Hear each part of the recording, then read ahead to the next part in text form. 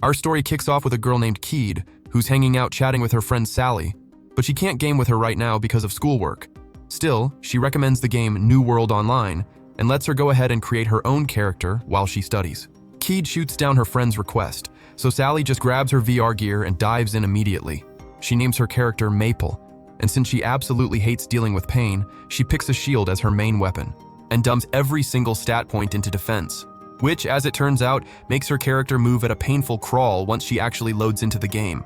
After asking a girl named Frederica for some pointers, Maple heads into the forest to grind, where she runs into a rabbit that literally cannot do a thing to her thanks to her insanely stacked vitality stat. Eventually, she finishes it off with her shield, collects the experience, and levels up. Even though she felt a little bad about it, at least the little guy didn't die for nothing. Since there's no going back now, she once again throws every point straight into defense. No scratches, no problem. Out of nowhere, a wild bee shows up and starts attacking her, but it might as well be tickling her. That is, until it eventually poisons her. Maple tries to fall back strategically, but she's way too slow to pull it off. Then it clicks. If she just lets the attacks keep coming, she could build up poison resistance, and that's exactly what she does. She lures the bee in close and takes it out, which earns her more points, all going into defense obviously, and she also picks up a ring that restores her health. After such a long, drawn-out fight, she ends up dozing off mid-session, completely unaware that a whole swarm of bugs has started wailing on her. She wakes up a bit later and finds out that little nap actually earned her the meditation skill, a healing ability that kicks in while she's taking hits. After clearing out the bugs, she calls it a day and logs off to handle real-life stuff. Without even meaning to, she's already becoming kind of a legend for falling asleep in the middle of a monster attack. When she logs back in the next day, she notices everyone else is rocking way better gear than her. She tracks down a shield-bearing player named Chrome for advice, and he explains that to get a proper shield like hers, she needs a craftsman. He takes her to his friend Iz, who made his shield. But Maple's jaw nearly hits the floor when she sees the price tags on those shields. Even so, her new friends let her know that if she heads into the Poison Dragon's labyrinth, she could score some amazing loot. And to help her out, they hand her a bunch of items and consumables. Armed with exactly one working brain cell, she charges into the dungeon all by herself. She runs into some slimes she can't quite figure out, until she smacks one with her shield and unlocks a brand new skill called Shield Attack. She pushes through the dungeon, knocking out every enemy in her path, until she finally reaches the Poison Dragon's lair. The dragon unleashes its venom to dissolve Maple's gear. But since she's already immune to poison, the only thing she can think to do is chug her recovery potions to keep grinding up her resistance little by little. She gets dangerously close to dying, but eventually hits full poison immunity, leaving both her and the dragon in a complete standstill. So, she just starts biting the dragon. She slowly eats away at it, piece by piece, until she finally takes it down thanks to a newly unlocked skill. She also absorbs the dragon's powers in the process. When she checks her rewards at the end, she finds some incredible gear, and then immediately dumps all her new stat points into defense. Later, while she's debriefing her friend about the whole thing, neither of them quite realizes that Maple is quietly becoming more and more famous by the day. As time goes on, Maple keeps playing in her new gear, devouring every creature that comes at her and racking up the Devour skill. While she's grinding, she's really just counting down the days until Sally can finally log in. The next day, the two are walking to school talking about how New World Online's first big event is just around the corner, and Sally knows exactly how to use that as leverage.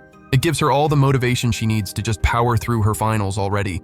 The event kicks off, and the game's mascot Doru drops in to break down the new setup for all the players. A full-on free-for-all, everyone versus everyone. Since Maple isn't exactly great at going on the offensive, she decides to just hang back and wait for the first sucker to come to her. And sure enough, a guy going by Christmas Roses tries to attack her, only to get absorbed right into her shield. Same goes for everyone else who comes at her. Even the ones who don't touch the shield directly can't put a dent in her thanks to her absurd defense. Starting to feel boxed in, Maple unleashes the anti-poison dragon she snagged earlier, wiping out a huge chunk of players in one go. The catch is that she lands in third place at the event, and since you can score points off the players you eliminate, basically everyone is now gunning for her. But her defense and all her crazy skills make it nearly impossible for anyone to actually deal damage. In the end, she holds on to third. When she tells Sally, her friend is kind of shocked that someone as scatterbrained as her managed to get that far just by stacking defense. Since Sally is finally done with her exams, she's ready to play, but she doesn't want to be a mage because she doesn't want to be generic. So she goes swashbuckler instead, someone who dodges everything that comes her way to match the whole untouchable energy. That's how the two friends end up logging into the game not long after, with Sally signing up as Sally. Since she's going swashbuckler, she funnels her points into agility first. But what really matters right now is Maple's shield. As long as she can defeat enemies, she can keep picking up skills that require taking hits. That's why she's planning to commission a white shield from Iz. But to do that, she needs white scales from fish in an underground lake. So the girls lock in their first objective. And since Maple moves at a snail's pace, Sally just scoops her up and books it to the location. Once they get there, they start fishing, with Sally going hard and quickly stacking up a bunch of scales. She even dives in at one point and finds a hidden underwater door. When she surfaces and rejoins Maple, she hands over a big pile of white scales in exchange for a favor later. She asks Maple to come back to the lake every day so her diving skill can level up and she can eventually explore the underwater dungeon. Maple's down for it, and over the next few days the two keep coming back, giving Sally the chance to explore and master the area until her skills are finally maxed out. And she's got no choice but to go all in and take on the boss. Sally dives down to the dungeon and reaches the boss arena, where she gets a brief moment to breathe. And then the monster jumps her immediately and the fight is on. She's able to dodge the attacks for a while, but the creature gradually starts sucking the oxygen out of the dungeon, forcing her to get more and more serious. In the final moment, she manages to cut the monster down. She's completely drained from having to go all out. But in exchange, she scores an amazing set of gear that's going to come in clutch for Maple in the next event. Right on cue, the announcement drops that a new floor is being added soon. A world just as expansive as the current one, packed with new monsters and all kinds of new adventures waiting for them. A while after that whole adventure, the girls are chatting outside the game because the devs have been rolling out patches to try to stop Maple from getting too busted and discourage everyone from going full tank.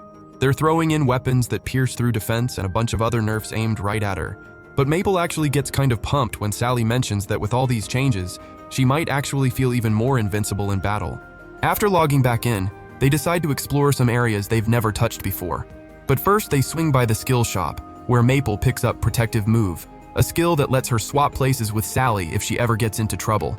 Then they head to a restaurant and run into Dread, the runner-up from the last event, and his buddy Drag, who came in 5th. They mention that another event is coming up soon, but even if they teamed up, they still wouldn't come close to Pain, who took first in the last event and was the fastest player to hit level 2 in the entire game. The girls are planning to explore new areas, so the guys point them toward the Northern Forest. They mention there's a night quest to unlock a super speed skill, though they low-key hint that they doubt girls like them can pull it off. The girls don't quite catch on to why they're being talked down to at first, but honestly, it just makes them want to do it even more. When they get to the forest though, Sally completely freaks out. The whole place is crawling with ghosts and terrifying monsters. They take shelter in an old house that has a hidden basement, where they find a guy in serious trouble. After healing him over and over again, he finally rests in peace and grants them the skill they came for. With what they needed in hand, Sally drags Maple over to an old tree trunk that leads to a breathtaking hidden landscape with a gorgeous sunset, where they find red pearls scattered around. They start goofing around, and Sally keeps their next destination a secret, telling Maple they'll have to wait until they reach level 2. A little while after that mini-adventure, the two travel to the entrance to level 2, where they're immediately greeted by a bunch of wild boars. Sally starts using her new skill alongside Maple, a move called Mirage that turns Maple's shield invisible. When they make it to the boss room, the fight kicks off right away. The boss, though, is blocking their attacks with a magic circle powered by apples scattered around the room. They manage to crack through its defenses, but Maple gets stunned by one of its attacks, which means the rest is on Sally. With everything she's got, she takes the boss down and they push through to the next level. When they arrive, they find Iz waiting for them with Maple's finished shield. She named it Shiro Yuki, designed to max out her defense and vitality, perfectly tailored to her playstyle. Right after that, Sally whisks her friend off to a completely different kind of spot that honestly feels kind of like a date location. They're served star-shaped drinks and pieces of what looks like the night sky, and after eating them, their hair and eyes start glowing like constellations. As they eat, they're both just kind of in awe at how far they've come together. Later, the next event arrives, and there the girls run into Chrome, who introduces them to the Flame Emperor's Guild and their leader Mi, who came in 4th in the last event. Doru appears and explains that this time the goal is to collect 300 silver medals, with every 10 silver counting as 1 gold. Gold medals can be traded in for gear or skills. The event gets underway, and meanwhile the internet is eating up every move these two players make. The two friends arrive in the game's event area and find themselves in a wide open field. Hyped for their first team event, they start exploring. But Maple almost immediately gets herself lost by falling into a trap that dumps her into an underground area. There's a boss door nearby, so the two friends agree it'd be a waste not to try it. The boss comes out of nowhere and goes straight for Sally. That's exactly when Maple activates Protective Move, swapping places with her to eat the hit. She keeps using it to shadow the boss and run interference for Sally, which Sally capitalizes on perfectly to finally bring it down. After the fight, they claim 2 silver medals as their reward and set their sights on the next destination, a snowy mountain where they find Chrome and his crew just about to head into another zone, though it seems like only one party can enter at a time. Since Maple still owes Chrome a solid for helping her out at the very beginning, she decides to hand off the dungeon to him and his team as a thank you. She's not going to complain if they come out with some good loot either. Sally's cool with it too, and as they're figuring out where to go next, they watch the portal pop open again, which means one of 2 things. Either the reward is right at the entrance, or something insanely powerful just wiped out whoever went in. That doesn't spook them one bit, and they charge straight in. Inside, they come face to face with the Ice Bird, the area's boss, and Maple tanks its attacks with her body, since she can't use Devour against ice-type damage. Sally tries to chip away at it while Maple covers her and uses meditation to claw back a little health, which makes it clear that this boss is on a totally different level from anything they faced before, so they need to actually take it seriously. From that point on, every time the bird attacks, Maple steps up and eats the hit. Eventually though, Devour runs dry, and right when she's about to pop the last charge, the boss shifts into a darker, more powerful form. Its attack skyrockets to the point where it actually shatters Maple's shield. Even so, she keeps throwing herself in front of Sally, giving her the opening she needs to attack. They use Mirage to throw the monster off, and in the last possible second, they manage to pump Maple's poison into it and finally put it down, leaving both of them absolutely wrecked. They find out afterward that Maple only survived because she'd picked up a new skill that lets her hang on through 1 deadly hit with just 1 HP. After patching themselves up, they collect their medals and some monster eggs that can be hatched into pets. By the end of it, they've got a whole list of new places to check out after the fight. Meanwhile, some of the devs are low-key blown away that they actually took down the zone boss. They're relieved when they see the reward is just pets, but that just means more work for them because now they have to figure out how to nerf Maple again. The girls, meanwhile, are still out there doing their thing, working their way across the map and finding medals while their new eggs hatch. Eventually, Maple gets a turtle she names Syrup, and Sally gets a dog she names Obero. Both can be carried around at all times and fight alongside them in battle. While they're out grinding their pets up, they wander into a desert and stumble across some ruins, where a player sitting at 6th on the leaderboard is waiting, and he wants to take Maple's gold medal. So while Maple is still trying to wrap her head around what's happening, the player in 5th place and her friend launch into a fight using super speed, leaving a trail all the way back to the desert and completely leaving Maple in the dust. Then Maple comes sprinting in and eats dirt right in front of all of them, which triggers a sand-swallowing effect that drags the whole group down into a dungeon where they find themselves locked in restraint chains. If any one of them dies, all of them die. So they call a truce on the spot, and the player who'd been in 5th introduces herself as Kasumi, and as they explore the dungeon together, she starts to realize these girls are actually really cool. At a certain point, they run into a giant snail that's part of the dungeon mechanics. They try to speedrun past it, but end up cornered at a dead end. The only exit is a hole in the wall that's way too high up to reach. Sally manages to jump and grab it, and with Kasumi's help, they all escape the death trap. They thank each other, and pushing through to the end of the dungeon, they find a treasure cache with a new shield for Maple, weapons for Kasumi, skills and medals for Sally and Kasumi. They emerge from the dungeon, and since everyone got along so well, they agree to save the PvP for another day. They add each other as in-game friends and go their separate ways. That said, Sally is a little worried. They didn't rack up as many medals as she was hoping. Still, that doesn't slow them down, and they keep moving, combing every corner of the map to find whatever they can. A few days later, Maple is playing alongside a guy named Kinnaid, who doesn't really care about the event as long as he gets his hands on a specific rod, which is actually a staff, though he doesn't tell them what it does. Even so, he hits it off with them, and as a little thank you for the friendship, he drops them a cryptic clue that'll help them advance in the event, without giving them the answer, because where's the fun in that? So they track down some ancient ruins where, after filling up a few pools with liquid, they get warped to an underwater area and come face to face with a giant squid as the boss. At first, the boss is completely immune to damage, but Maple poisons the water around it, and just like that, it goes down easy, earning them the medals. While the two of them get transported to a beautiful underwater landscape, the devs are still in full panic mode about how fast things are spiraling out of control with Maple. Back with Maple, she and the other girl know they're going to have to start taking out other players to collect more medals. Sally figures she's the better PvP player between the two of them, so she puts Maple in charge of guarding the medals while she goes out to farm more. She discovers she's genuinely really good at fighting, taking out player after player without breaking a sweat. But after all that carnage, she only walks away with 2 medals. Because of that, with the clock ticking down on the event, She comes back to Maple, and they find a cave to hide out in. Kasumi shows up and joins them in the hideout, and the three of them stay low for the rest of the event. While they're holed up together, Maple takes a moment to appreciate how much fun she's had exploring all these different places and meeting new people along the way. When the event wraps up, it's revealed that Syrup has unlocked Metamorphosis, a skill that lets it grow absolutely massive.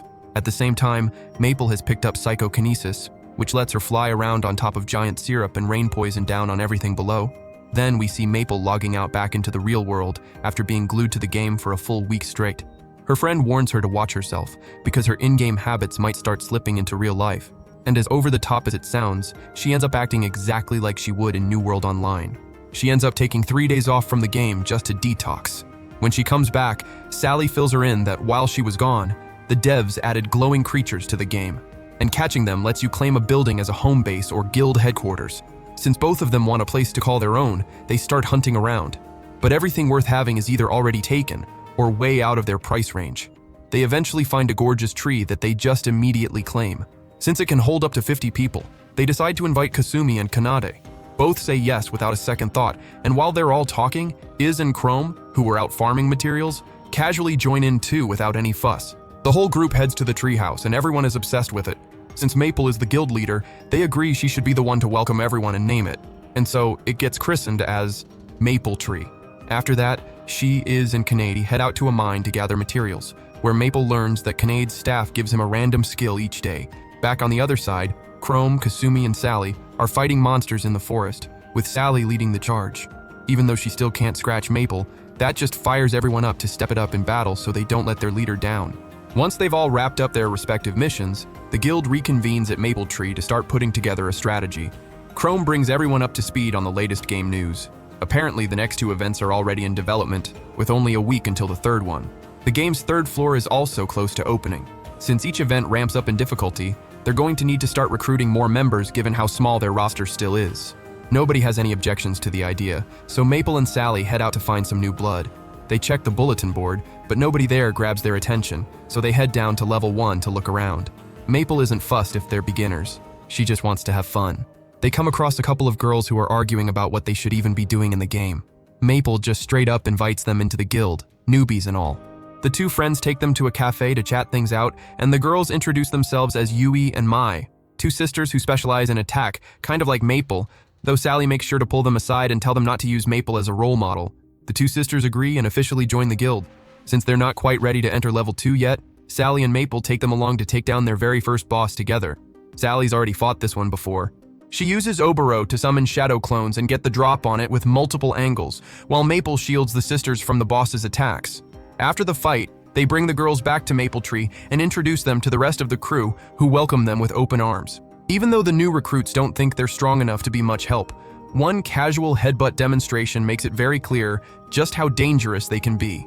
It makes Sally think these girls are kind of cut from the same cloth as Maple, which can only mean things are going to get way more interesting from here on out. A little while after the sisters join the guild, we see Maple taking them into the Poison Dragon dungeon. She helps them move faster through a timed challenge by using one of her skills, a poison capsule, as a makeshift transport vehicle to blast through it as fast as possible. Despite going all out, they can't clear it under 3 minutes, but they keep running it again and again until they finally do. Thanks to that grind, the sisters hit level 20 and also unlock skills that let them wield two-handed weapons with just one hand and another that doubles their attack power. With skills that overpowered, they get crystal hammers to crank their damage output even higher. The whole guild is honestly stunned by how fast they leveled up under Maple's wing. Later on, everyone except Iz and Chrome are out on separate missions. To keep Chrome in the loop and feeling useful, Maple assigns him a task and leaves Syrup in his care. Kasumi's happy about the arrangement. Though she can't help but feel like Maple trusts people a little too easily. She could just as easily steal Syrup and bail from the guild if she wanted to. Meanwhile, the sisters are out training with Sally, working on how to fight effectively despite their low agility. Since Sally is such a skilled gamer, she's planning to teach them high-level tactical plays they can rely on when she's not around to back them up. Over on Kasumi's end, she's out harvesting wool from sheep using her shearing skill. But she finds out that Maple can now produce that same wool and lace it with poison, turning it into a sort of toxic defensive hazard against enemies. Back with Chrome, he and Syrup absolutely mow through the dungeon without breaking a sweat and come out with new gear. Since everyone else is leveling up so steadily, Maple isn't quite sure what to do with herself. While wandering around, she stumbles into an NPC who has a quest for her. The quest has her tracking down a special item to heal the NPC's sick daughter. Maple gets genuinely invested in the storyline and agrees to take it on, leading the mother through a forest with Syrup in tow to find the spring water they need. Though pretty quickly she realizes this quest wasn't really designed for her, since the mother's dialogue strongly suggests that crossing the forest is supposed to be a serious challenge. But it's completely no big deal for them since they're literally flying over it. After delivering the medicine to the daughter, the girl still stays sick. So they need a ring that Maple actually picked up in a previous quest. But instead of curing her, the ring sends her into a frenzy, and she bolts out of the house. That kicks off the third leg of the quest, and now they have to chase her down. They find her at an altar where a wave of spirits suddenly ambushes them. Maple can handle herself fine, but covering the mother at the same time is actually tricky. Fortunately, the daughter snaps out of it because the spring water she drank earlier helps her keep the demon possessing her under control. Now the daughter won't wake up, but the next clue in the quest points them toward a church. At the church, they find a potion that heals the daughter, which releases an archangel who had been watching over her. As a reward to Maple, the archangel grants her the skill, Love Sacrifice. She immediately puts in a rush order with Iz for new gear to go with it, and then shows off the new skill to her crew. With this skill active, as long as Maple is alive, everyone within range inherits her defense stat, effectively making them all invincible inside her radius. On the flip side, Payne and his guildmates have been having some conversations about what to do about Maple. Even though she's still pretty new, her and her group have been growing at a ridiculous pace. So they agree they need to scope them out first before they think about making any real moves against them. The day of the third event finally rolls around, and the whole thing revolves around tracking down cows scattered across the map and collecting rewards from them. Maple finds this one genuinely challenging since she's moving so slowly, but everyone else is way more focused on the outfits Iz designed for them. Kasumi is a little less enthusiastic about hers. The event kicks off and we see everyone except Maple having zero trouble finding and rounding up cows. The guild keeps sending her tips and encouragement to keep going, and even though she's making slow progress, her clumsiness ends up getting the better of her, and she tumbles down the side of a mountain, accidentally burning through every one of her daily devour charges in the fall. After face-planting at the bottom, she stumbles across some strange piece of equipment stuck in a tree and decides to follow the forest path that opens up. She ends up at the church from the earlier quest, and when she steps inside, a monster immediately tries to jump her. Between her wool-making skill and Syrup, she gets the upper hand quickly, but the demon shakes off the damage and extends a whole mess of arms that yank her straight into its stomach, trapping Maple inside it. Since her guildmates have no idea what's going on, she's got no choice but to fall back on her go-to move, eat the demon from the inside out to break free, and naturally she picks up a bunch of new skills in the process. Meanwhile, Mi and her guild are out there rounding up a massive haul of cows using her power, though she doesn't exactly look thrilled about it. On top of that, the devs are on high alert keeping tabs on Maple, since she just keeps finding ways to slip out of their control. Once the event wraps up, everyone gathers to check the guild rankings. The Flame Emperors and the Holy Sword Guild are sitting at the top, with Holy Sword led by Payne. Despite that, the Maple Tree crew doesn't let it bother them, and they gear up to push through to level 3. When they reach the boss, Maple steps up to handle it solo. She activates her Predator skill, then unleashes Chaos and Final Atrocity, a skill that lets her transform into an absolutely monstrous beast form with skyrocketing attack and agility, and takes the boss down without even trying. This new form proves incredibly useful since it boosts both her offense and her speed, and even when she burns through her health in that form, she snaps back to normal just fine. It's confirmation for everyone watching. Maple has officially stopped being a normal human being, or at the very least, a normal person.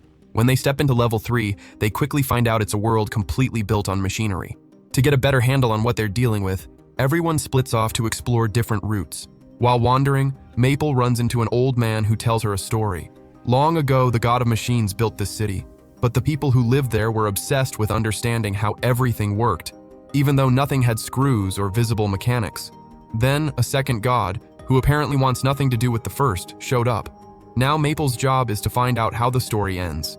After hearing the legend, Maple starts making her way to the center of the city to dig deeper.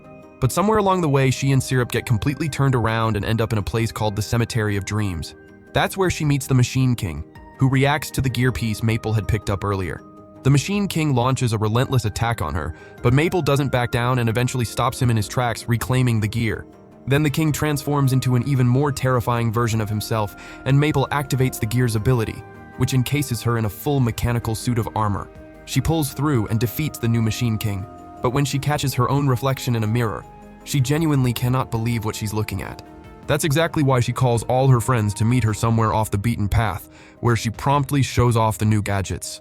Over on the other side of things, Pain and his team are still out there dismantling monsters, but there's a lingering unease creeping in about Maple. Later, the girls go out for a swim.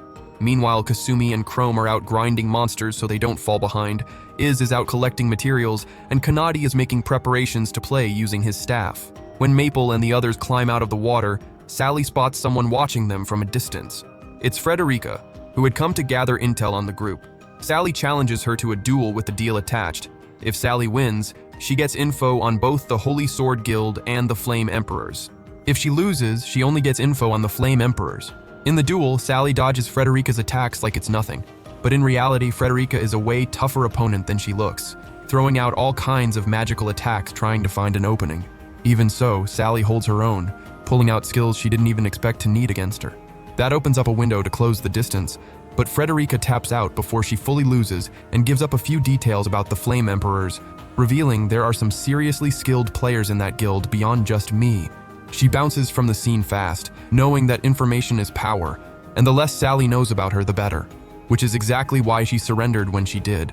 Right after, Sally reveals to everyone that she was actually using fake skills. She doesn't actually have to throw Frederica off, making whatever notes she took on Sally's capabilities completely wrong, and a liability for Frederica's own team. After that, they pull up the details for the next event, which is set to run for 5 days. This time, teams are sorted by the number of members they have, and the goal is to hold on to an orb in a designated area. You can score points by stealing orbs from other teams or by holding your own orb for a set amount of time.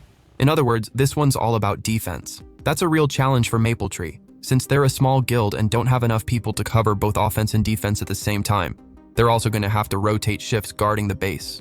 So they designate sisters Yui and Mai along with Kanade to the defensive squad, with Maple serving as their hidden trump card.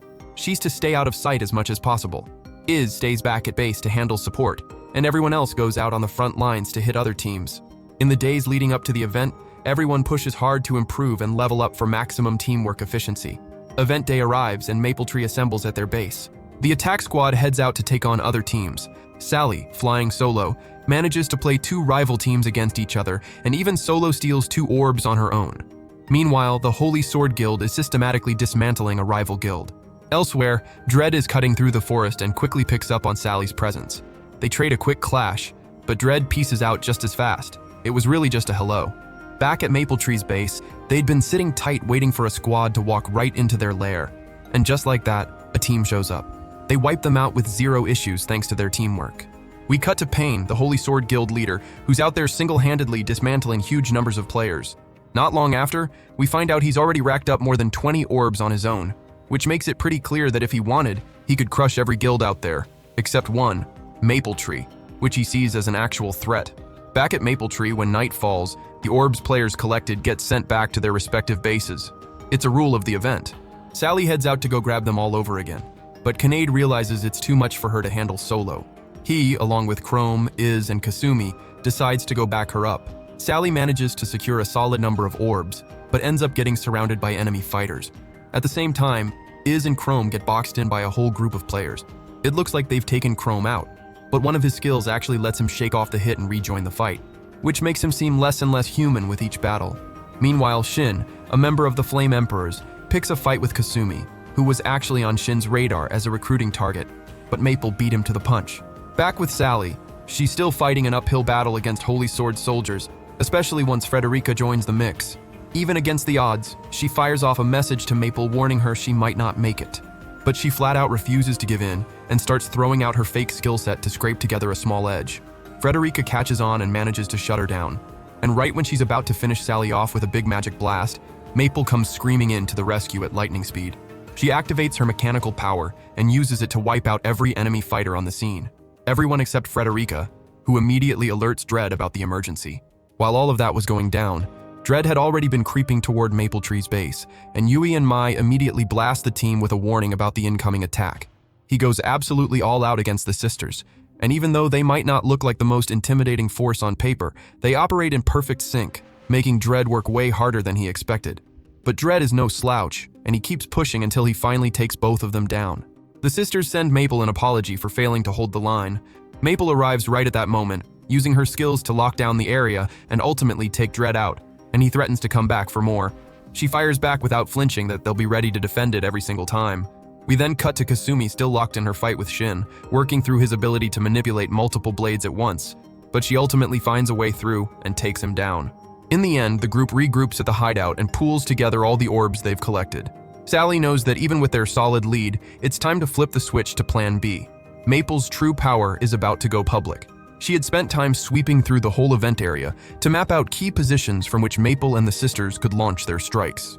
With Maple running on empty from exhaustion, she and her crew head out to hit guild after guild, and it's practically a highlight reel from start to finish. After a while, they roll up on the Flame Emperor's location, where Marcus and Misery try to slow them down with traps. But Maple and the sisters together are a combination that just can't be stopped. Right when they're about to finish those two off, Mii arrives and evens the playing field, setting the stage for an absolute banger of a showdown. When Mii steps in, she goes toe-to-toe with Maple, and it's shockingly close. Mii and her teammates start coming at Maple relentlessly, and while Maple can absorb the hits without too much trouble, her crew can't say the same. Because of that, she orders her people to fall back and regroup on Syrup. She needs them as the ace up their sleeve. So Maple faces off against the other guild leader and her whole squad on her own, holding them off thanks to her wall of defense and her stack of skills. Her Hydra and Poison attacks do some work in the battle, but both of Maple's opponents manage to keep a lid on things well enough to stay out of range and stop the poison from connecting. But she knows if she keeps eating damage, she won't be able to hold on forever, so she uses a distraction to close the gap and get the poison on Mii. The moment Mii realizes the kind of opponent she's dealing with, she coordinates with her teammates to pull off a special combo attack, forcing Maple to brace herself and take the hit. While Marcus and Misery keep Maple's attention split, it gives Mii just enough time to set off the flame prison, trapping Maple in a cage made of fire that constantly drains her HP. With no other play left, she decides it's time to reveal the mechanical armament. With that, she breaks free, and the sheer surprise of it sends the Flame Emperors into a panic. She launches an attack against them, and they barely manage to avoid taking the full brunt of Maple's devastating lightning blasts. Misery and Marcus suggest pulling out, since now they know what her secret weapon looks like. But she doesn't let them go that easy, chasing them down and taking them out. Mii somehow survives, though, and completely consumed by the need to make Maple pay for that, she launches a kamikaze charge right at her. But Maple manages to push through even that. After regrouping with the sisters, they go after the Flame Emperor's orb, only to realize they grabbed it and got out with it. But since there are plenty of other guilds in the area, they figure going after those orbs is good enough to stay in the game. After tearing through guild after guild, they head back to base and pull up the leaderboard. And despite going absolutely ham, they're barely hanging on at 10th place. So they reshuffle the squad. Maple goes out with Kasumi and Chrome on the front line. Sally and the sisters hit separate targets on offense, and Iz and Kinnaid stay back to protect the orb. While all of this is playing out, the players who'd already been knocked out were watching the rankings, speculating on who would come out on top and whether Mapletree even had a shot at staying in it. On the other side, as night settles in, the group assembles at base to map out their next move. They're holding on, but the real problem now is the Holy Sword Guild. They agree it's better to strike while Holy Sword is tired and Maple's Devour is on cooldown, which probably means they'll be coming for them that same night. And sure enough, Pain is already on his way, alongside the few guildmates who share his read on the situation. They close the distance fast, just the 4 strongest players in the guild, walking in with the plan to just crush them with raw power instead of numbers. The fight breaks out, and Pain goes straight for Maple, showing immediately that he's a genuinely terrifying opponent. While the rest of Holy Sword tries to get their hands on the orb, Mapletree proves they're not a pushover either. Even so, Pain manages to outmaneuver Maple and deal heavy damage to her. But thanks to her one-hit survival skill, she clings on with just 1 HP, which forces her to play way more defensively than she's used to. Her friends can see she's in serious trouble, so Iz and Kinnaid try to go help her, but they get swatted down easily. Sally and Kasumi get taken out too and pinned down by the rest of the Holy Sword squad, leaving Maple completely on her own, barely able to do anything but hold on.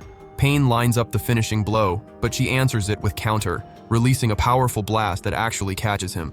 But he had the same one-hit survival skill, so they both activate their ultimate moves. Pain goes with his Victor's sword, and Maple drops her Atrocity, and the fight that erupts after that is in a completely different league from everything before it. Maple uses the raw power of her transformation to pin him down and finish him, stunning every single person watching, and then she takes out the rest of the Holy Sword squad, ending the battle for good. Everyone lets out a massive sigh of relief, but Maple can't drop the transformation since she can only use it once a day, and reverting would be a waste. Since they just ran Holy Sword's best off the field, They climb to 7th on the leaderboard, but there are still 3 days left in the event. The only real play at this point is to go on the offensive, hitting every other guild and wiping them out before those teams can stack up enough orbs to overtake them. They take full advantage of Maple being locked into her transformed state to roll through everyone in their path, pairing sheer intimidation with tight teamwork. It completely blindsides every other guild, since nobody had any idea she was sitting on a skill that destructive. On Payne's end, he isn't salty about the loss. He knows Holy Sword will still come out on top, but he's already locked on to making things right with Maple when the time comes. One of his men brings him up to speed on what she's been doing, and all he says is that things just got interesting. Meanwhile, Maple and the crew are watching a massive all-out brawl unfolding over on the Flame Emperor's turf. They move in, and since the Flame Emperors are still beat up from the fight with Maple, they're having a hard time keeping the flood of attacking guilds at bay. Even me knows they're in real trouble. But morale stays high, and they decide to keep pushing. That's when Maple shows up in her monster form. Not to finish off me, but to deal with the enemies surrounding them. Me knows she didn't do it out of the kindness of her heart, but they take the opening and use it to regroup anyway. Turns out Maple Tree's plan was to use the Flame Emperors as a funnel to clear out the other guilds, and they quickly realize the Holy Sword Guild had the exact same idea. So Maple Tree starts running back up for them, with Sally using Mirage to flood the area with multiple copies of Maple, making it a total cakewalk to dismantle the rival guilds. Before long, all the top players have cleaned house, leaving only the elite guilds standing. The devs are quietly stressing, debating whether they should roll out another Maple nerf, but one of them pushes back. They know she's become the face of the game. She's what gets players hyped to keep going and push harder. Nerfing her would kill that energy, so they should just leave her alone, even if that feels completely backwards. A while after all of that, the guild gets together to celebrate both the 4th event and landing in 3rd place in the last one. And it's not just the Maple Tree crew. Some members from the rival teams Maple personally invited to celebrate are there too. While everyone's eating and drinking, they pull up a broadcast showing highlight reels of the guild's most epic moments and best battles. Everyone is pretty confident that by the next event, their leader will be back with even more skills, and even weirder ones. Though for her, playing this way is just totally normal.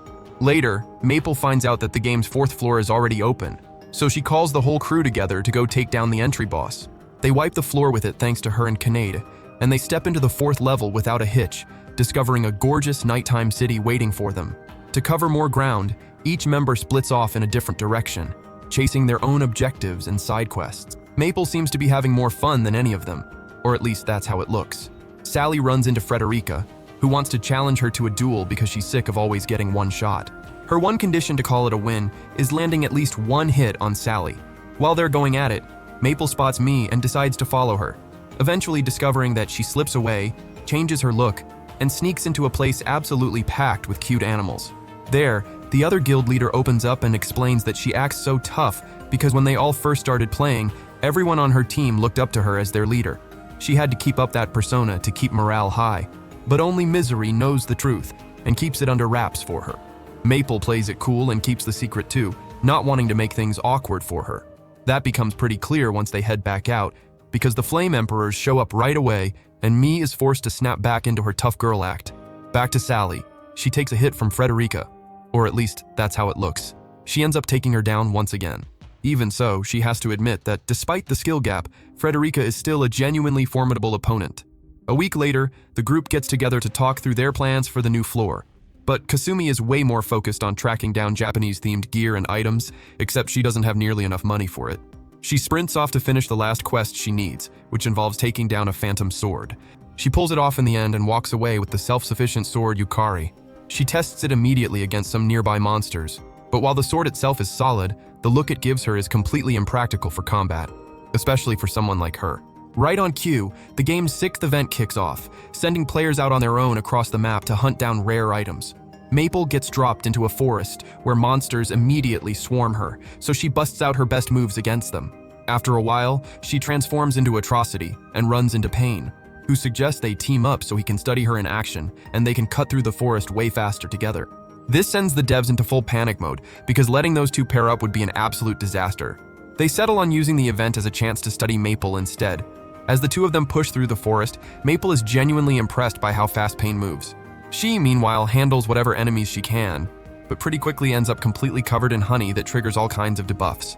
She has to hand off most of the heavy lifting to him, and he shows off some serious skill by soloing the boss all on his own. On the other side of things, Sally picks up a new skill and grabs one of the event's rare items. And meanwhile, Shin finds out Kasumi's secret and the humiliating form that comes with it. A few days later, Maple is out flying with Pain, and she introduces him to the rest of the crew. Shortly after, we find out all the guilds have gathered to celebrate Christmas together. And since she'd already called it, they'd been holding on to their event rewards to open on that exact day. When they crack them open, it turns out everything inside is Christmas themed, though Maple is the only one who pulls a reindeer costume out of hers.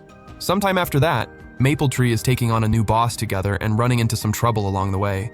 But Kasumi stepping up with her new sword ends up being the difference maker that gets them through the fight. After that, Kasumi ends up exposed to everyone in the guild, except Maple, because she came down sick on the opening day of the 5th floor. Even so, Maple logs back in not long after, but that particular day none of her friends are available to go clear the entry boss with her, except Sally, who has to disconnect for something urgent, so she's forced to step into the fight solo. When she gets to the boss arena, she realizes right away that this thing is seriously powerful. Even going full out, she can barely hold her own defensively. She genuinely can't figure out how anyone is supposed to beat this thing. But then out of nowhere, she improvises a self-destructive technique that lets her actually pull off the win. The boss then drags her back to its lair, concedes the loss, and grants her the skill Pandemonium. That's when she realizes she's in completely the wrong place. This wasn't even the boss she needed to beat to advance to the next floor. While she's busy kicking herself over that, some Holy Sword Guild members show up to help a group of new players level up. Maple jumps at the opportunity since the newbies are struggling to take the boss down. She tests out her new skill by summoning a massive demon army, and with that, she steamrolls the enemy without even trying. After leaving everyone in the dust, she pushes through to the 5th floor. The 5th floor sits above the clouds and is all about jumping and verticality. When she gets there, she finds the sisters. They've already been taken down by a boss that hits with thunder and lightning attacks. But the moment they team back up with Maple, the boss becomes a total cakewalk, and they unlock a skill that lets them channel lightning into their attacks. Except it's a magic skill and neither of them can actually use it. On the flip side, Maple picks up the Celestial King's throne. It locks her in place, but in exchange gives her a bunch of useful perks, including the ability to seal enemy skills and restore HP. Right at that moment, a notification pops up announcing that the next floor will drop the following week. So she and the twins make the most of their remaining time on this floor, until the day finally comes to take down the boss and push through to the 6th level. The problem is that the 6th floor has a full horror theme, and Sally absolutely cannot deal with that. She disconnects the second she sees what she's walking into, but pretty quickly finds out there's a special team on this floor that could make her even faster. So, with every ounce of determination she's got, she rejoins the guild and asks Maple for backup to reach the objective, even though she still can't handle the terrifying atmosphere. They eventually arrive at an old haunted mansion, and seeing that her friend is still completely freaked out, Maple basically forces her inside by going in full mechanical armor mode. They start combing through the mansion for whatever item or quest trigger they need, but Sally can't keep her eyes open for more than a second out of sheer terror. Maple ends up taking care of every ghost entirely on her own, but doing that gets both of them randomly warped to different spots inside the mansion, which sends the swashbuckler into a full spiral. She frantically bolts through the corridors, completely terrified of the ghosts, with no way to reach her friend. Maple transforms into Atrocity and comes to the rescue using the Celestial King's Throne's angel powers. But Sally, mortified by her own reaction, just wants to log out because she genuinely can't take it anymore.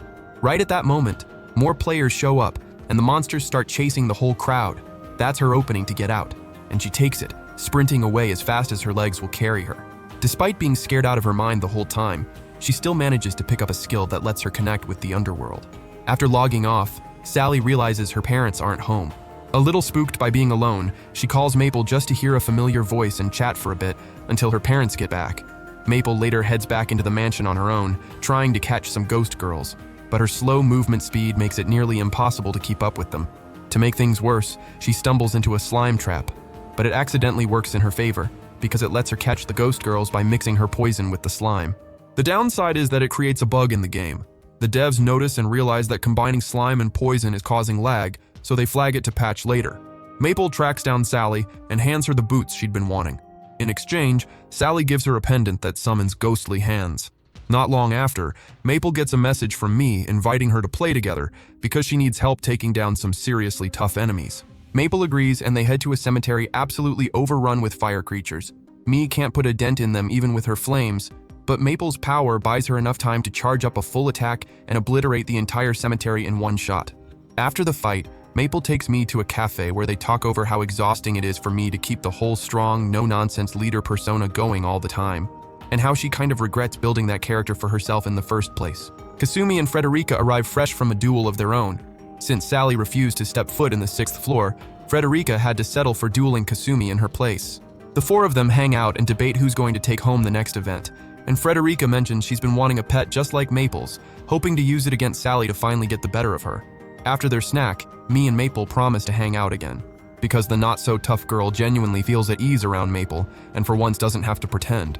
A few days later, the 7th event drops. Zones are split up by difficulty and you can't run into other groups, but you're free to do whatever you want in your zone. Sally and Maple decide to tackle the event as a duo, and as they work through the 1st floor, the swashbuckler gets a front row seat to exactly how Maple clears dungeons. On top of that, Maple's machine god has leveled up to tier 2. Out of nowhere, they hit the floor's boss, and it's a massive wall, insanely durable and virtually immune to physical attacks. But Sally quickly pinpoints the weak spot, the mouth. So the guild leader, without a second thought, dives straight into the monster's mouth and unloads everything she has, and wins the fight. The devs are absolutely losing it when they watch Maple demolish yet another boss that was supposed to be an actual challenge. Even so, the next boss was specifically designed to give her a hard time. When they reach the 2nd floor, the girls stumble into a library where the book starts stripping Maple's skills one by one, leaving her with only a handful and cutting her vitality by 2,000 points. Because of that, Sally takes over as the main attacker, managing to gain the upper hand against the books by coordinating with her friend to keep them distracted and making full use of her new boots that let her walk on air. Maple, on the other hand, is struggling just to keep herself defended. Sally ends up finishing the boss off pretty quickly, letting them push through to the next level. The devs are frustrated they lost to the pair again, but they'll take the small victory of having given Maple at least some actual trouble. Later, the two friends jump into a fire-themed floor where the ground itself is constantly draining their health. The area boss shows up and Sally can't put it down with ice attacks since it keeps shifting forms, but Maple handles it with atrocity. Even though they win again, the devs at least manage to chip away at Maple with the hazardous floor environment. As the girls push on without skipping a beat to the next floor, which has an aquatic theme, they discover the area boss is none other than a giant turtle. Since it doesn't look all that threatening, Maple's idea is to just walk up and ride it for a bit. Sally thinks that's kind of a weird call, but she doesn't say no. Meanwhile, the devs are watching closely, fully confident the turtle boss will finally be the thing that takes them down, since it's packing serious power and defense. But as usual, Maple puts it down without a problem. On the next floor, which is horror-themed, the swashbuckler gets carried inside Maple's monstrous atrocity form. At the same time, the rest of the team is fighting their own monsters to clear their respective missions. Over on the Holy Sword side, they're running through their own mission to advance as well. Though Frederica is a little salty, because all she really wants is to get one up on Sally. They take on the floor boss and put it down without much effort thanks to Pain, which lets the team move on to the next level. And without making a big deal of it, Pain quietly admits to himself that he hates losing, especially to Maple. Then we check in on Mii, who's out with her usual crew. But Marcus is completely burned out from clearing trap after trap, so they call a breather. While they're resting up, Mii finds herself wondering just how far Maple has gotten by now. Maple's guild pushes forward, running into chameleons that put players to sleep with their attacks. They don't have much trouble with them overall, but Maple herself gets pretty much frozen in place by the sleep status, until Sally saves her by taking the chameleon down. Then they hit the next floor, where disappearing platforms and a giant reflective rock that copies and mirrors attacks are waiting for them. Despite the obstacles, Maple manages to position herself on top of the rock and lands a massive hit that takes it out, pushing them through to the 10th and final floor. This is where they'll face the toughest boss the devs have ever put together. That much is obvious the second they step onto the floor, and the fight immediately kicks off. The boss is absurdly fast and powerful, to the point where not even Maple's attacks and defense can fully hold up against it. Even going all out trying to cover her friend, Maple gets overwhelmed by a new attack the boss throws out. She tries to intercept it by shifting into atrocity, but comes out of it seriously wrecked. She's forced to drop Love Sacrifice and let Sally step up to take over. While she covers Sally from behind, the other girl still can't close it out. The boss proves to be freakishly resilient. In a last-ditch play, Maple locks the boss in place and activates self-destruct, containing both herself and Sally in the blast, to finally bring it down. After one brutal fight, the devs are actually satisfied that at least one boss managed to put up a real fight, even against these two. They also made sure the rewards from that fight don't throw the game's balance even further off the rails. Sometime later, after the whole guild finishes out the event, it's time to push into the 7th floor. They figure out that Sally can make it through by hiding inside Maple's mouth. Maple Tree arrives at the new floor, where they find themselves surrounded by a crowd of ridiculously adorable creatures, and Maple is immediately losing her mind over them. Doru quickly briefs the guild. This new floor is stocked with monsters meant to be caught as pets, but a special ring limits each player to adopting only one at a time. With the new rules in place, the guild sets a goal. Everyone gets a pet before the day is over. Each member fans out and heads their own way through the floor's different biomes, hunting for a monster they connect with or completing quests to earn one. Meanwhile, Maple tags along with the twins to help them find their pets, and they come across some absolutely adorable little bears. But their low agility makes it tough to actually catch them, so they go to Iz for help, who hooks them up with some special gear for the job. The catch is that Iz has run out of agility potions, so Maple, as guild leader, takes it upon herself to go track down the ingredients while she lets the sisters explore on their own. But the twins are completely fixated on the bears and charge straight into the forest to catch them without a second thought. Meanwhile, Kasumi is working through her own quest, which involves taking down a bunch of beasts and collecting some glowing feathers. The twins, on the other hand, are tearing through the forest, absolutely wrecking every enemy in their path in a way that somehow manages to be both brutal and adorable. Eventually, they find the bears, but then a wicked tree ambushes them and takes them both down. On Maple's end, she's still out hunting for ingredients when a giant octopus drags her straight down into the depths of the ocean. Even after activating Atrocity, Kasumi, in the middle of her own quest, runs into a snake that paralyzes her, causing her to lose track of the twins. The twins, meanwhile, are still going at it with the evil tree, chipping away at it little by little. Iz is getting more and more anxious about Maple, who's taking way longer than expected. And back underwater, Maple keeps getting pulled deeper and deeper by the octopus, until it finally just swallows her whole. She manages to break out of its stomach, but then voluntarily goes back in because it was honestly so delicious she couldn't help herself. Kasumi, on her end, keeps grinding away at the snake, but eventually figures out she can't actually beat it. Not because it's overpowered, but because it's a guardian that's simply not meant to be defeated. That becomes clear when she slips through a hidden door behind it that leads to a smaller snake, which she adopts and names Haku. The twins, pulling off a massive coordinated strike against the evil tree, finally bring it down for good, and claim their little bears as pets, naming them Yukimi and Tsukimi. As for Maple, after battling the giant octopus and walking away victorious, she comes back to the guild sporting a modified eye and a set of tentacles coming out of one arm, compliments of the new skill she picked up from the boss. As expected, everyone is stunned, though at this point with Maple, being stunned is practically the new normal. The guild gathers again, watching as Maple shows off her growing affection for and control over the tentacles. But several members still haven't found the right pet, so they're forced to keep running missions until something clicks. Determined to wrap it up that same day, Kinnaid heads out to scout the area for a new quest or character. He wanders into an old empty house that seems like a dead end at first, but he quickly spots a mirror slime. He chases it down into a crystal cavern where, once it realizes it's been found, the slime attacks by mimicking him. Kinnaid manages to win the fight, meets the requirements to adopt it, and names it Sue. Discovering it can copy all of his skills and even his appearance, though at half the power. After Kinnaid bonds with the mirror slime, we cut to Iz, who's scanning the bulletin board for leads and finds a quest involving a creature nobody has managed to tame yet. She heads to a blacksmith who gives her the assignment.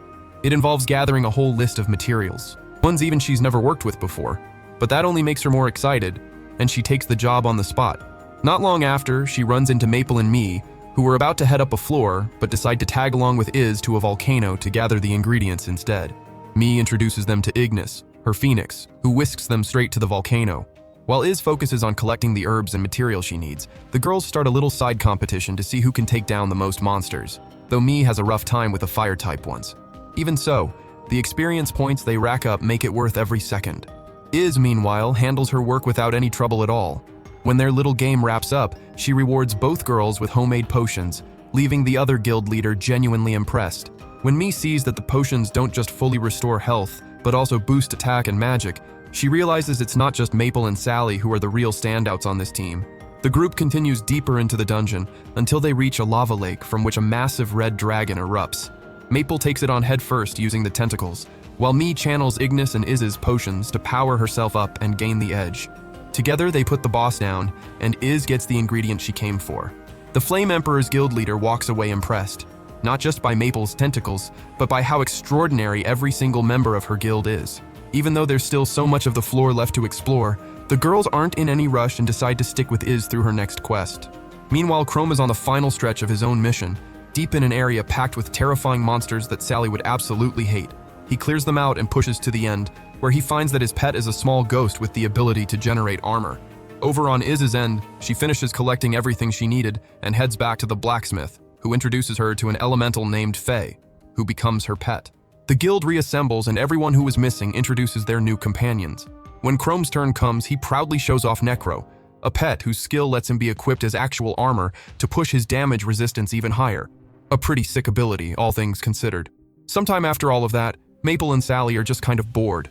Thankfully, Frederica shows up and challenges the swashbuckler to a duel. Knowing she never learns, Sally agrees on the spot, especially when she hears Frederica has a new pet to show off. This time around, though, Sally comes in guns blazing, nervous that Frederica might summon some horrifying monster that would send her running. When the duel ends, Frederica reveals her pet, a little baby chick named Notes. Before she can gloat any further, a notification pops up about the 8th event, which is kicking off with a survival challenge as a preliminary round. Frederica gets immediately pulled away by Payne to join up with him, with strict orders not to breathe a word to anyone about their plans. Sally, meanwhile, can't stop thinking about Notes and what kind of pet he actually is. Since they feel like getting some fresh air, she takes Maple out to explore, this time on horseback to save some time. They reach a stunning part of the floor where they goof around and take it easy, letting a flock of sheep guide them through the map. The sheep get way too into it though, and they end up bolting at full speed, straight into a lake, leaving the girls completely dizzy. In the chaos, they accidentally knock Maple into the water because the sheep startled them, and Sally has to dive in to fish her out. The silver lining is that while they're in the water, they stumble onto something, a crystal key, and more importantly, all 3 keys needed for a secret mission. The swashbuckler figures they can complete it by following the traveling animals, so they set off to track them down. In the water, Sally follows a school of fish and finds a map of the 7th floor. She brings it back to Kinnaid and the others, hoping someone can help them make sense of it. Kinnaid, who has read every single book in the library, knows exactly what they need to do, and sends them to specific spots on the map where the keys will be waiting. Along the way, he also beats the twins in a little game, showing off just how sharp he actually is. The 2 friends head off to a giant bird's nest that looks a lot like one of the bosses they fought before. Even with everything they've leveled up, it's Maple who ends the fight fast. She basically turns the bird into a chicken by unleashing her full power on it, taking it down with ease and picking up the 2nd key. Right after, they move to a sky area where powerful winds keep sending Maple flying off in random directions. Sally is initially left to handle the boss on her own, but out of sheer frustration, Maple throws herself back into the fight and just starts hurling everything she has at it. After finally putting the boss down and claiming the last key, they head to some ruins where they get warped into a monster-filled area. Oboro leads them to a spring with some unusual water, and since the pets won't step near it, they leave them behind and immediately watch them evolve right before their eyes. They rush back to tell the guild, but it turns out nobody else was able to complete the mission. According to Kinnaid, it comes down to the bond each player has built with their monster and the time they've spent together, which is exactly why only Maple and Sally managed to pull it off. Meanwhile, the devs are still trying to wrap their heads around how Maple and Sally keep getting stronger, especially as they realize that the next event is going to require even more powerful monsters now that so many players have pets in the mix. After all that, we see Maple out playing with Syrup, helping her level up. Out of nowhere, the top members of the Flame Emperors show up to show off their own pets. Fair's fair since they saw Maple's, and they've confirmed she has tentacles now. Maple is absolutely losing her mind over how cute all their animals are, even if the pets themselves aren't exactly friendly towards strangers. After promising to bring home a win in the next event, the Flame Emperors head out. The guild then reconvenes and finds out the next event is a preliminary survival test, scored by how many monsters you can take down before you die, and some monsters have surprise tricks when they're defeated. Because of that, everyone spends the next few days training hard with their pets to get them stronger, so that when the event drops, the whole team is ready to hit the ground running. Maple ends up alone in some ruins and gets jumped by a snake, which she takes out without breaking a sweat.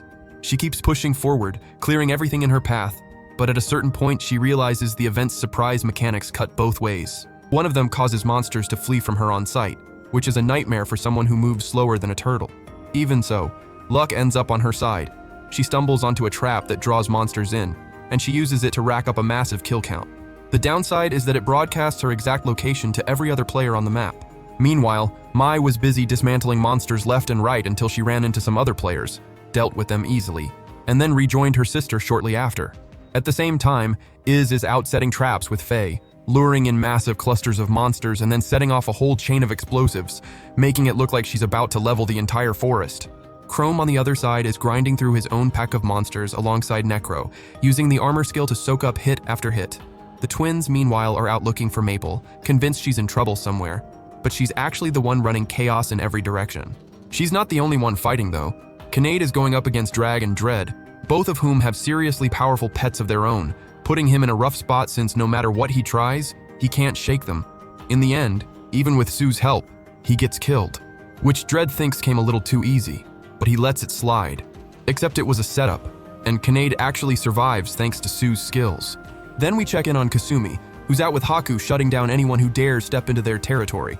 Not long after, everyone starts linking back up to compare notes, while Sally cuts through the map on her own. Maple gets swallowed by a massive creature. Meanwhile, the swashbuckler comes across Mii and Pain facing off with their pets. Pain has a small dragon named Ray, and both monsters prove to be absolute powerhouses. But Ignis gives Mii an edge. She confuses Ray to ramp up her own firepower, tipping the scales in her favor.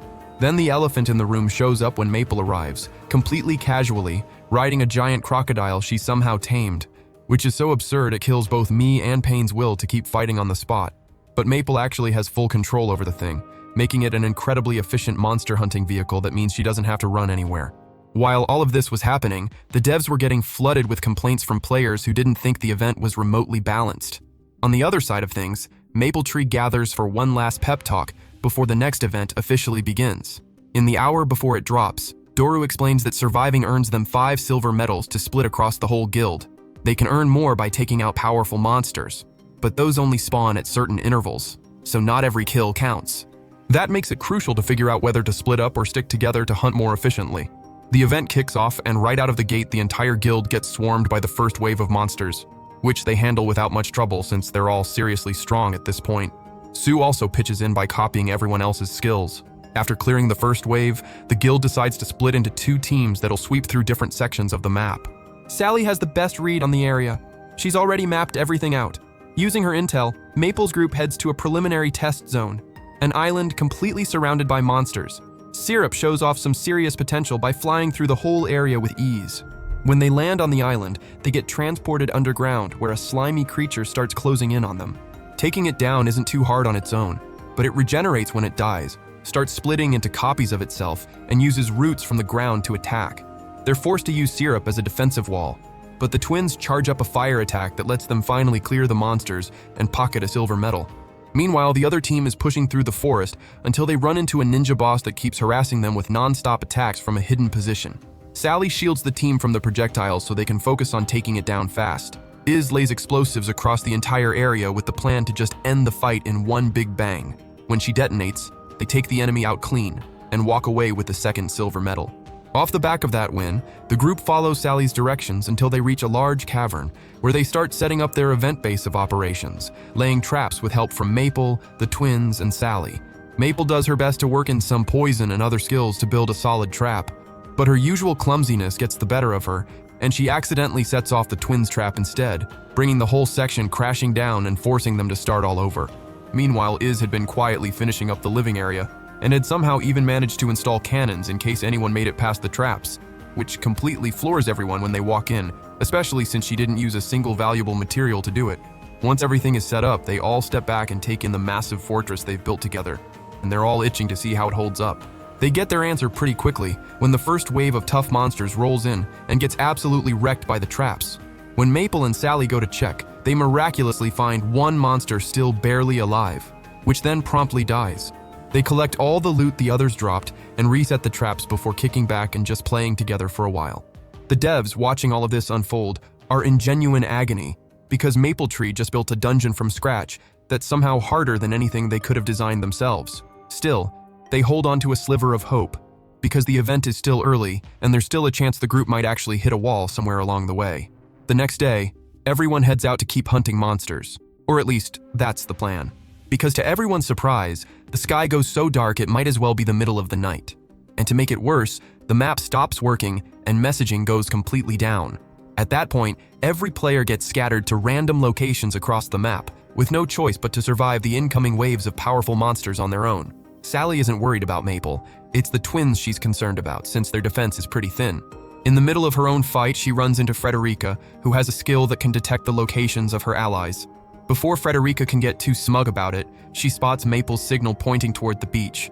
On the way, though, she bumps into me and her crew, who explain that the map is being swallowed by darkness. She says her goodbyes and gets a special marker from Marcus before moving on. Then we check in on Marcus and Iz, who are pushing through a monster-packed dungeon together. On another side of things, Chrome and Misery are covering each other to take down enemies, with Chrome leaning into his high resistance to play tank for both of them. Right before things get dicey, Mai arrives on Ignis to scoop them up and carry them out of the danger zone. Just like everyone else, she's not the least bit worried about Maple. Back to Iz and Marcus. They're taking on the dungeon boss, where Iz completely steals the show, pulling out a whole arsenal of weapons and explosives to get the job done, and setting off an explosion so massive it pulls everyone in the area straight to them.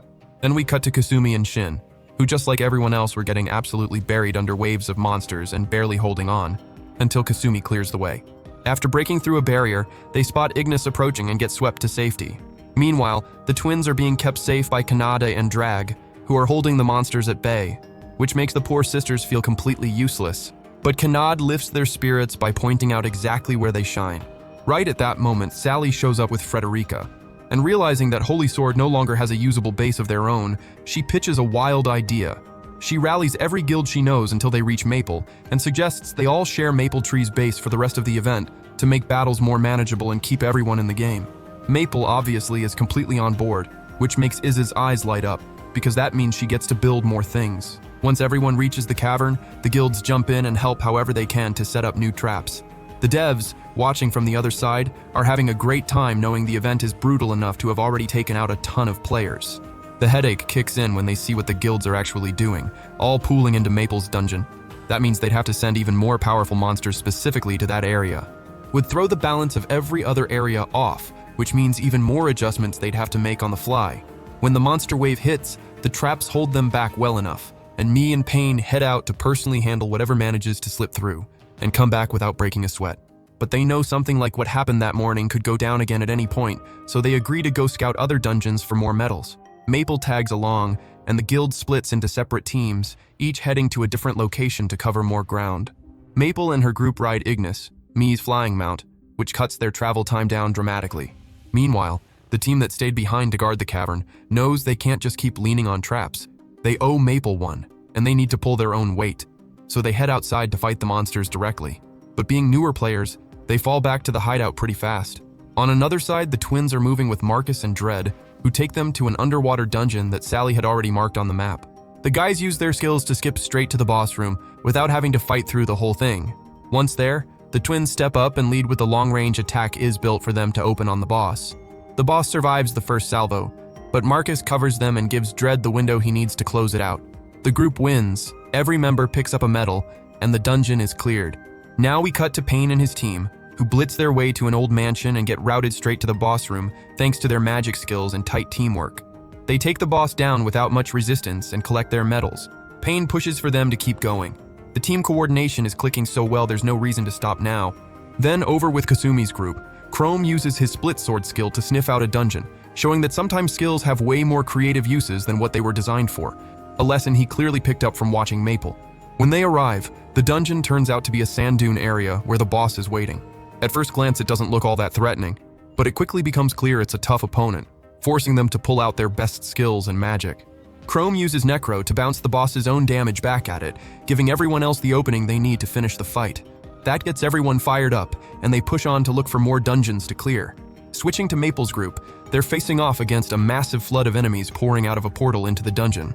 To skip the hassle of taking hits, they use the most tried and true transportation method available to them, Maple herself, who launches them through the portal at top speed like a catapult. When they land inside the dungeon, they find a creature that looks a lot like Maple's atrocity form, along with another one that's just as dangerous and equally bizarre. The girls, Maple included, are having a seriously hard time dealing with them, and Maple ends up getting battered by a relentless barrage. But the tentacles step in and help her hang on. Then Frederica powers up both Maple and Sally, giving them just enough juice for the next hit to put the creature down. When the fighting is done, all the teams make their way back to base, celebrating their hauls. The devs, meanwhile, are seriously stressing about how smart the guild's teamwork has been, because it means more overtime to readjust the difficulty and patch in new changes. But they loosen up pretty fast, because on day 3 of the event, even stronger creatures, like the kind Maple just fought, are getting unleashed. Since those are way too powerful for the traps to handle, she suggests they go on the offensive rather than just hunkering down and playing defense. The guild scramble out of the cavern, using whatever flying creatures they have to break out and climb to an elevated area where they can take cover. They also discover that the map has shrunk, forming a closing safe zone. That's when the Day 3 boss finally shows itself. A terrifying, colossal creature, so powerful it can call down a meteor shower across a massive area, from which Maple barely manages to shield herself at the very last second. Since this event isn't about which guild is the strongest, everyone backs Maple when she calls on the players around them to help the weaker ones first. All the guilds spread out across the area to look for players who need backup. At the same time, Maple Tree, being the slowest group, sets their sights on the main boss because they might actually be the only ones with a shot at taking it down, or at the very least pinning it in place. With that goal locked in, the whole guild moves out to rescue the players still getting buried under the boss's onslaught, pulling them out just before it's too late. After getting everyone to safety, they get a good look at how massive the boss actually is. But they zero in on the glowing parts as its weak points. With Maple's atrocity and a bunch of clones in the mix, they start tearing into it. And it's not just Maple doing the heavy lifting. The whole guild is going all in, throwing pets, skills, and teamwork at it to wear it down.